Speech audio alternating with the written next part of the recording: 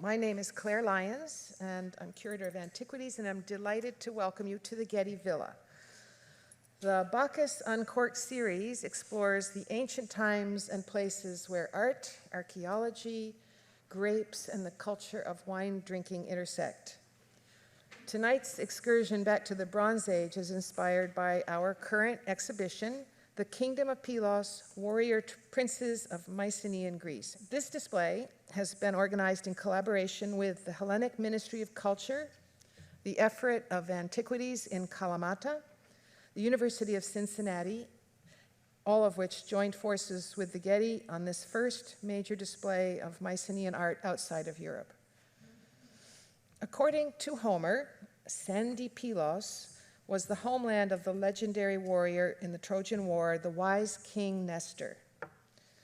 In 1939, the American archaeologist Carl Blagan and the Greek museum director Konstantinos Kourouniotis located a late Bronze Age palace, and excavations over the following decades revealed a vast palatial complex and its contents: tablets inscribed with the earliest written form of Greek, wall paintings, and abundant evidence of wine, olive oil, and community feasts.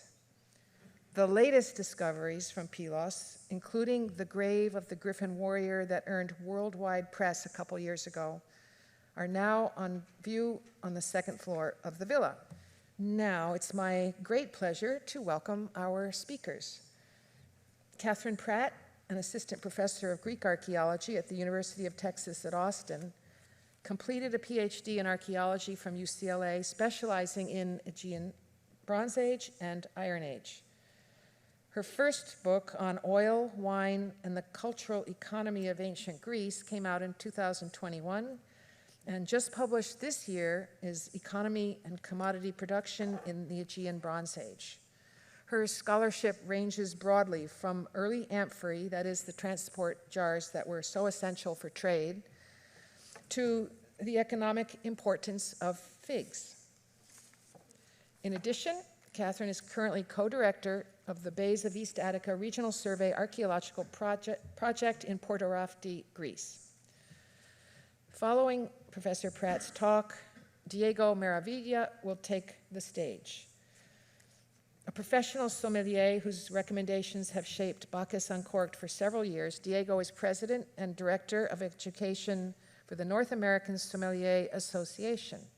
In 2008, he obtained the Gold Pin certification from the Italian Sommelier Association, as well as the Worldwide Sommelier Association. He is a certified master taster and a certified specialist of wine with the Society of Wine Educators. A native of Italy, Diego is passionate about archaeology and ancient European history. Please join me in acknowledging with gratitude the Villa Council for generously supporting this program. And with that, I toast you and see you tableside, and I invite Catherine to step up.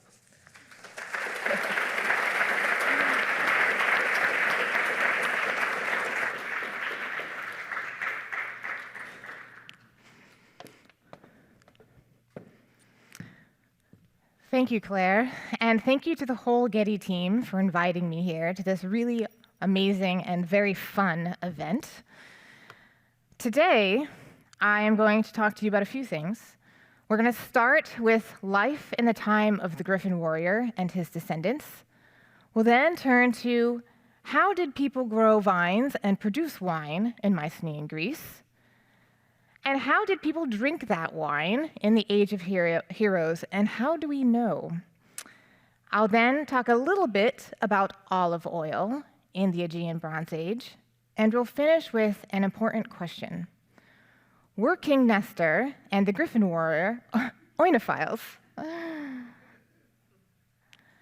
First, a little chronology. So we're going back in time, and I want to take us back in time. We're going beyond the death of Alexander, beyond the Parthenon, beyond the first Olympics, into a time of the late Bronze Age. The Bronze Age as a whole period roughly spans 3000 to 1100 BC. On the Greek mainland, the late Bronze Age corresponds to a time when a group of people we call Mycenaeans lived in the land, spoke Greek, and worshipped some of the gods. that would continue into the Greek pantheon, such as Zeus and Poseidon.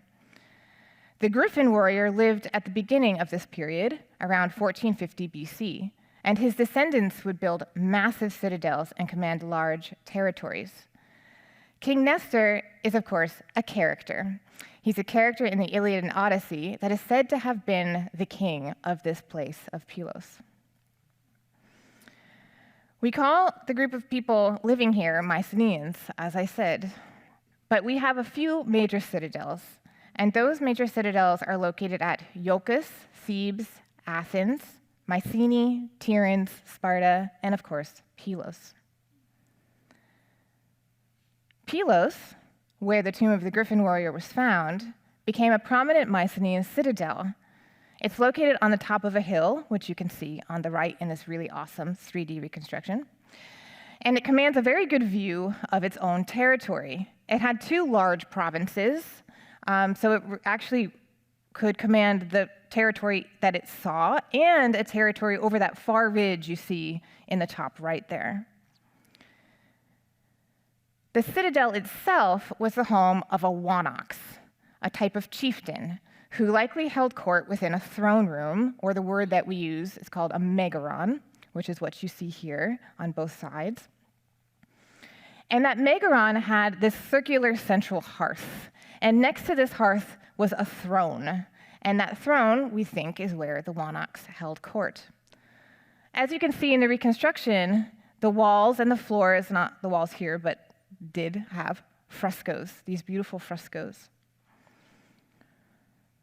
One of the most distinctive aspects of Mycenaean culture is its iconography, which often includes scenes of fighting, like the combat agate that you see here from the tomb of the Griffin warrior.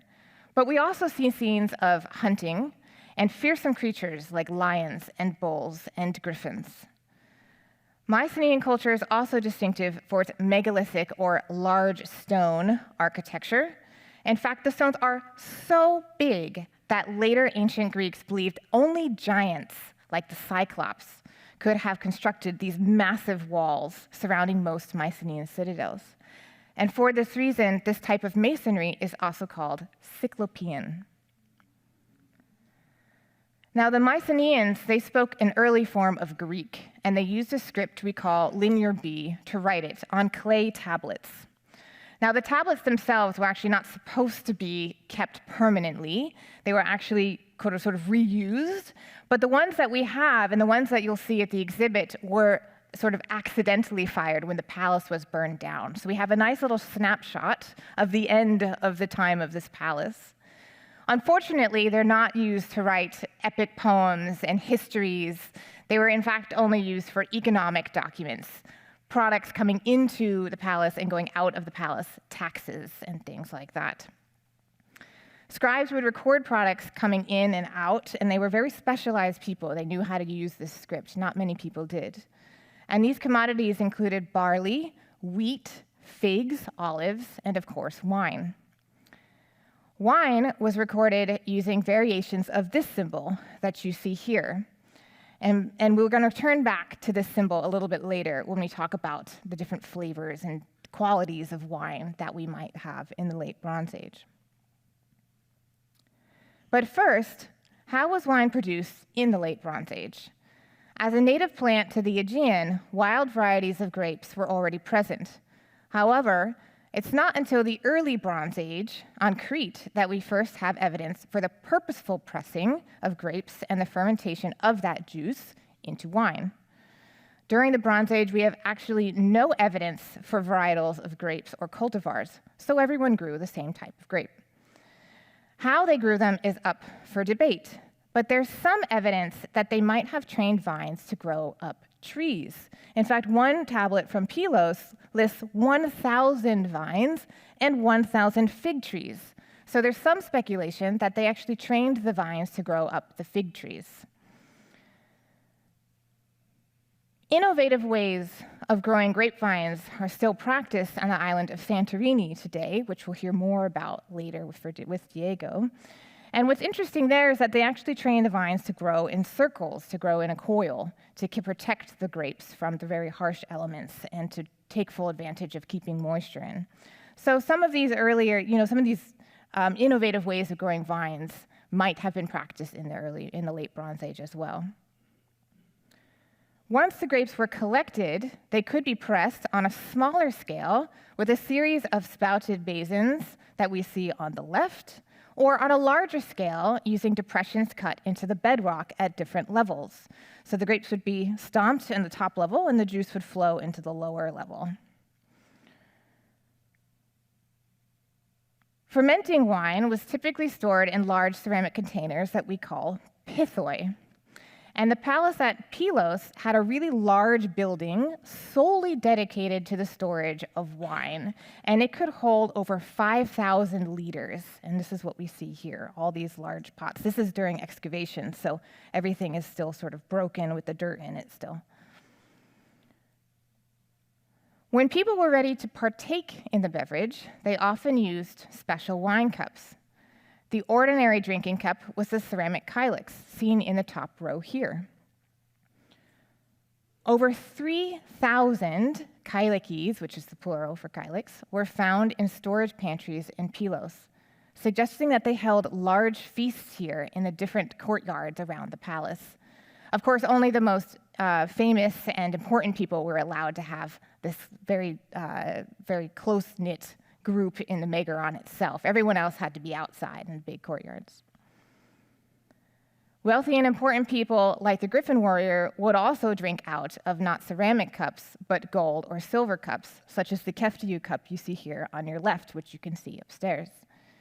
And before drinking the wine, they would mix it with water and maybe other ingredients in large vessels called craters, which is what you see on your right. And then they would ladle that mixture into the cups. We can turn to the Linear B text for some hints at the qualities and flavors of wine in the late Bronze Age. Quality might have been indicated by variations in that Linear B symbol for wine.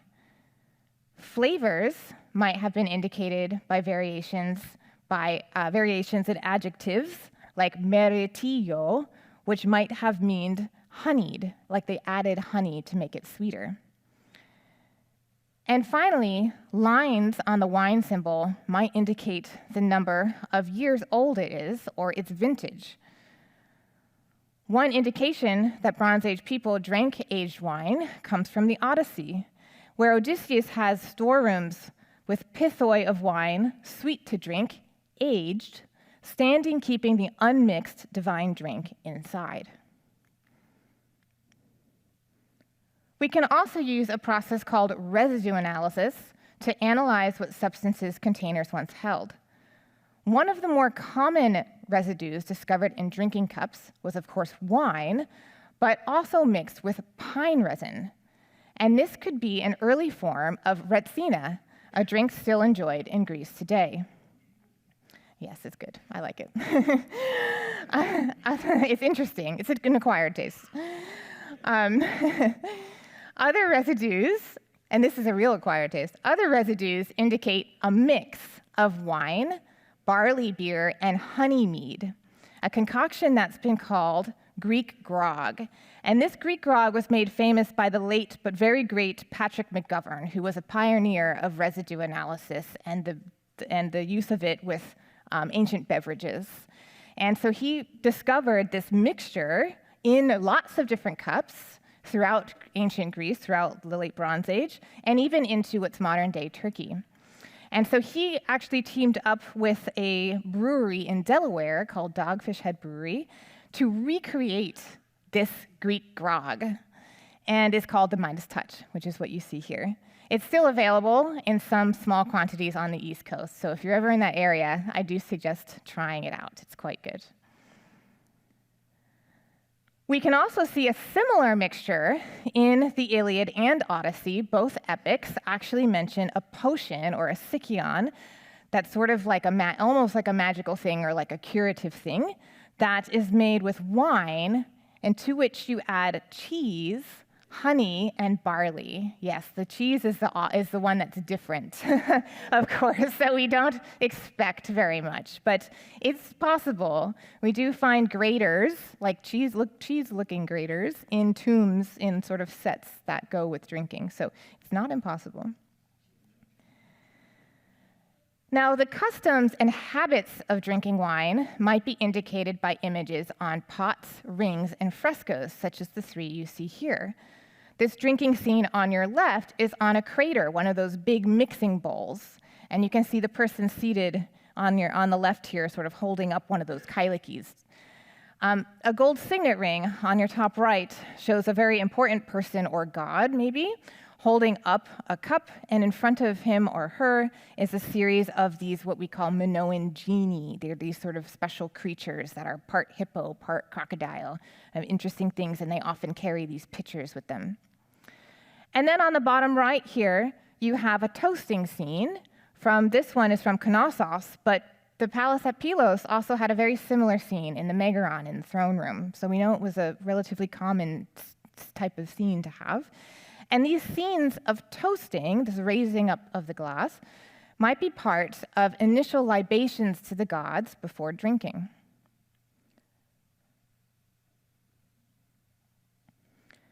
Now, I'd also like to say a little bit about olive oil in the Mycenaean world, because alongside wine, olive oil was an important commodity to Bronze Age Greeks. Archaeologically, the production of olive oil is best seen by the remains of stone press beds that you see here on the left. They were used during large-scale oil extraction with a beam and lever press, a reconstruction of which you can see here on the right. And this is actually from the Museum of the Olive and Greek Olive Oil in Sparta, which is a really fun museum to visit if you ever happen to be in Sparta. And all we have left archaeologically, because everything else is perishable, is this stone press bed where the arrow is pointing there. Olive oil was then decanted into smaller, specialized jars called stirrup jars. There's this type of pot on your right here that have the two handles coming down that look a bit like stirrups. And that stirrup jar has a small mouth that's then blocked with a lump of clay and sometimes sealed with like a pitch or tar around it to make it airtight. And that clay was a soft clay that could then be stamped with the mark of different people. You can see the stamps and seal impressions a little bit there. And we don't really know what they were for. We don't know who exactly is doing that. It could be a sign of quality or where it came from. It could be a sign of where it's going. We really don't know. But it's an interesting remnant of a series of administrative processes through which the olive oil went. Now, the olive oil that was produced was used for many different things. It was used to cook. It was used as a fuel for lamps, which is important. And, maybe most interestingly, it was a base for perfume. Perfume was a very important aspect of Mycenaean life and death. In a very otherwise kind of stinky world, perfume was a very necessary alleviation to that sense of smell. It was used to compose oneself before dining and as a gift to the gods. It was also used in death to anoint the body. So we have many different uses of perfumes throughout the late Bronze Age. The palace at Pylos seems to have been particularly interested in controlling the production of perfume. The tablets at Pylos record both raw olive oil and various ingredients to be added to that raw olive oil. The base oil comes from palatial stores as well as from outside sources. So we seem to have a mixture of both in-house olive oil production and importing it from elsewhere, Crete being one of the main producers at this time. Additives for the scent included rose, coriander, cyperus, henna, and sage, and the henna might have actually been for color. There are 4 perfumers that are mentioned in the Pylos tablets who seem to have been under direct control of the palace. So the palace really wanted to handle the production of this perfume and, of course, its distribution. They may have actually made the perfume within the palace walls in the kitchen there, and their supplies and provisions seem to derive from the palace itself. So it was an in-house perfume manufacturing. So what was the Mycenaean palatial era like? Well, we must imagine a landscape punctuated by large citadels, functioning as the seat of the territory's monarchs, who regulated records written by a group of palatial scribes on clay in a linear B script. Their economy was basically agrarian in nature, overseeing the production of tens of thousands of liters of barley, wheat, figs, grapes, olives, and, importantly, the products of those things, like wine and oil. A select group of elite people, like the Griffin warrior, had access to exceptional objects made of precious metals, stones, ivory, and glass. Most people were farmers, some were specialized craftspeople, and a very few were warriors and bureaucrats. But importantly, during special religious events and festivals, the community would come all together to these palaces for large feasts, sacrifices to the gods, and of course, copious wine drinking, just like us tonight. Now, we may conclude then by asking this very important question. Were King Nestor and the Griffin warrior oenophiles? In answer, we might once again turn to the Odyssey, to a scene when the son of Odysseus, whose name is Telemachus, visits this illustrious King Nestor at his palace at Pylos. Then the horseman, Nestor of Gerenia, led them, that is Telemachus and his friends, his sons and the husbands of his daughters, to his beautiful palace. And when they reached the glorious palace of the king, they sat down in rows on the chairs and high seats. And on their coming, the old man Nestor mixed for them a bowl of sweet wine, which now in the 11th year, very old wine, the housewife opened when she had loosened the string that held the lid. Thereof the old man Nestor bade them mix a bowl, and earnestly he prayed, as he poured libations, to Athena, the daughter of Zeus, who bears the Aegis. But when they had poured libations and had drunk to their heart's content, they went, each to his home, to take their rest. So I think we might say, with conviction, that yes, they were definitely oenophiles. Thank you. Good evening, ladies and gentlemen. Raise your hand if it's your first time at Bacchus Uncorked. A fair amount of people, that's lovely. So welcome. I'm sure you will enjoy yourselves and learn a lot this evening. For those of you who have been here before, welcome back. I would like to briefly go through a few concepts about ancient Greece, the influence of ancient Greece on European wine, and then to the wine of the world later on, of course, and also various peculiarities with ancient Greek or Greek winemaking, viticulture, that have effects on the flavors of the wines and characterize the uniqueness of them. Now, the accredited story of the voyage of Vitis vinifera, or the domestication of Vitis vinifera, so utilizing that species of vine to press grapes for the production of wine, is generally accepted to have taken this path, although we do have evidence in the Levant as well, but from the Caucasus through the Phoenicians into Greece, and then from Greece into the colonies, the Greek colonies of southern Italy, and then with the Roman expansion, the vine and winemaking goes all the way across the Alps into the rest of Europe. Things change at that point. I am a great fan of Julius Caesar's De Bello Gallico, so the book of Julius Caesar and the Gallic Wars. And we also have Pliny the Elder confirming to us that oak was not used as a recipient for aging or making wine prior to Roman expansion into the Gaulish territories, where they had a lot of wood and utilized that as a material for barrels, hence changing profile of the wine, giving different types of flavors. Prior to that, we didn't see that. So when we focus on what was happening in this part of the voyage, we find ourselves realizing quite quickly that the ancient Greeks were very important and very significant scholars of winemaking and viticulture that have left their mark significantly throughout European wine in many, many ways and many shapes and forms. So we know that some of the oldest remnants discovered related to wine obviously are in Greece. The Greeks had trade relations with the Etruscans and the Samnites, central Italian populations before Roman expansion, techniques of viticulture, techniques of winemaking, grape varietal migrations as well that influenced what then became Italian wine and then so forth into all of Europe. But not just the winemaking techniques or the viticultural concepts, but also the philosophy of wine, or should I say more correctly, the philosophy in wine.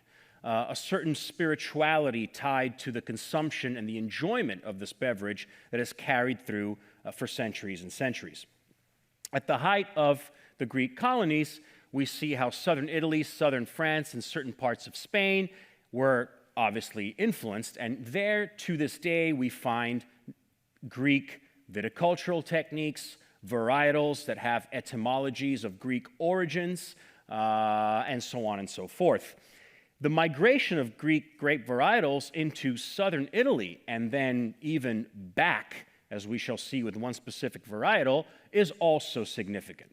And some of these grapes that are not just Italian, but also European in general, like for instance Malvasia, or Malmsey as the English would call it, a varietal that's present in many, many countries of Europe in viticulture, is a grape that has been accredited to be of ancient Greek origin.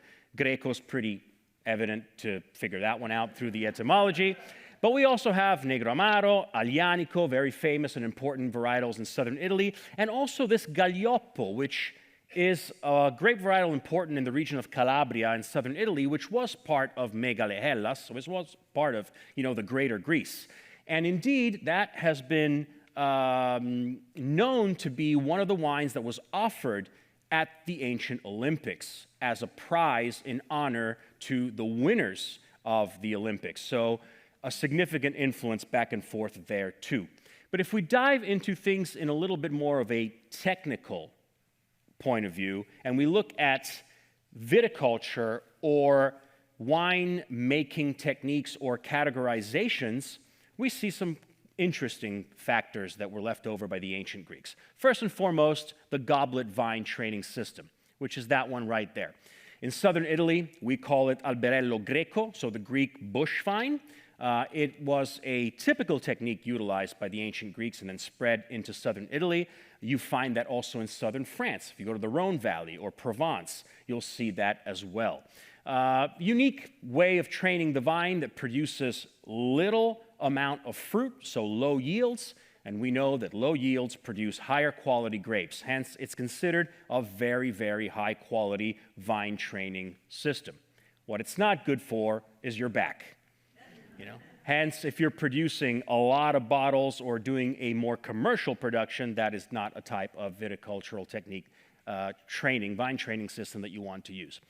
But we also saw in Dr. Pratt's presentation the concept of retsina, right? This attempt of flavoring wine that then moved on to the Romans and spread across Europe, and still to this day, you find wines that are flavored with certain types of ingredients. In this case, we're looking at Aleppo pine resin. Retsina is still present today. So this was kind of the first evidence of an attempt to flavor or alter the profile of a wine by adding outside ingredients. But the ancient Greeks also laid the basis for the categories of wines. White, rosé, which back then wasn't made with an intention to make rosé, but it was made from certain varietals that couldn't achieve a full-blown red wine. The red wines, of course, and then the syrupy or dessert wines, the really viscous, syrupy, sweet wines that could be considered today's dessert wines. But we also see Pliny the Elder, we read in Pliny the Elder's writings that the ancient Greeks also developed certain concepts of winemaking that could be considered quite advanced, especially for back in the day, like the addition of chalk in the wine to lower the acidity. This is quite advanced if you think of the period in history in which this was taking place. So a chemical, notion and know-how of how to alter certain components of the wine to achieve a desired result. We see also, in terms of vessels, the movement from the Greek transport vase, the archaic Greek transport vase, into the Greek Italic version that then the Romans utilized. So we also see that evolution within the containers.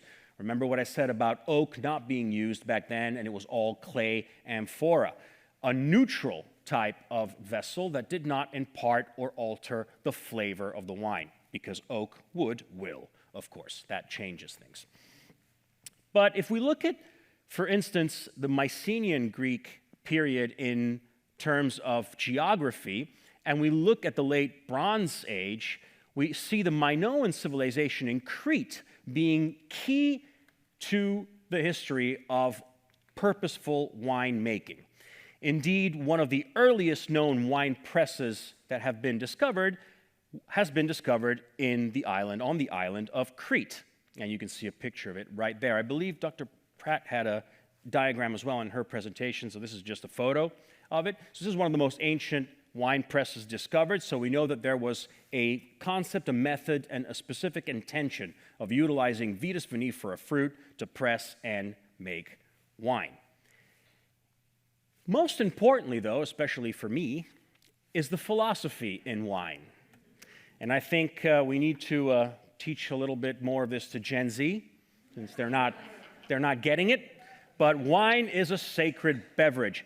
One of my mentors when I was studying in Milan, Italy, to become a sommelier and going through college for sociology, he used to tell me, Diego, think about this.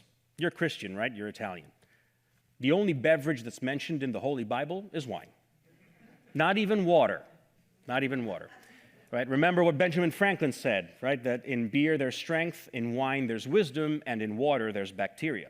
So that's another important notion. But the philosophy in wine is really important because the ancient Greeks utilized wine for celebration, to free and to relax the mind, for recreational purposes. Think about symposiums. So a beverage that was thought-provoking. We could call it somewhat of a lubricant of the mind or a social lubricant. What would symposiums be without wine? We have no reason to exist. And obviously, wine was also utilized as prized gifts and as economical drivers. An important part of the economy, an important part of gifting. I participated in archaeological digs in northern Italy in Iron Age Gaulish settlements where they found small clay amphoras with marked on them vinum Naxos, so wine from the city of Naxos, which was an ancient Greek colony city in Sicily, modern-day Messina, near modern-day Messina. So important from that point of view as well. And if we read a famous quote about this, we see that both to the rich and the poor, wine is the happy antidote for sorrow. Which brings me to talk about nepenthe, which is one of my most favorite concepts and words on earth, an ancient Greek word that defines a medicine for sorrow. You drink when we're sad, you drink when you're happy to celebrate. So a very, very important philosophy within the enjoyment and the consumption of wine as a beverage in ancient times. The Romans simply gathered all these influences, built upon them, and later on, at the height of the Roman Empire, spread the vine, winemaking, and the philosophy in wine throughout all the Mediterranean basin, all modern-day Europe, and then from there, 1960s and 70s, to the New World, California, and after that, across all countries in the world that have the climate to make wine.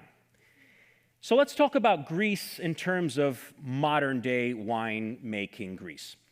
Despite the important history and heritage that Greece has as a country, their production is relatively small.